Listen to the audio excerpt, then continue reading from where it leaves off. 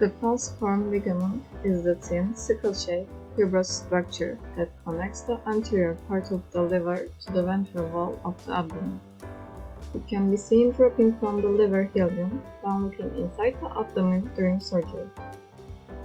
The falciform ligament attaches to the liver between the right and the left lobes, as well as attaching to the inferior diaphragmatic surface.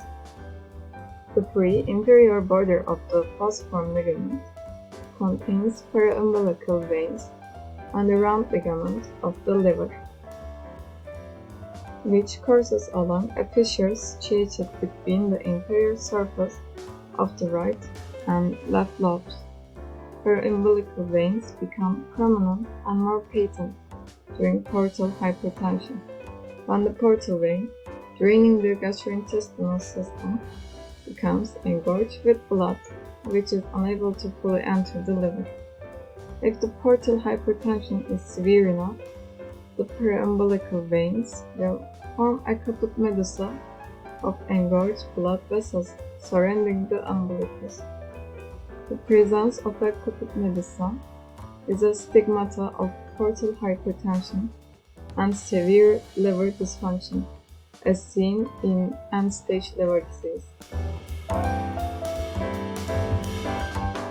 Embryology. The falciform ligament derives from the ventral mesentery, which is a part of the embryological foregut and forms a connection between the ventral abdominal wall and the liver. The umbilical vein, which is within the umbilical cord, carries oxygen-rich blood from the placenta to the fetal liver.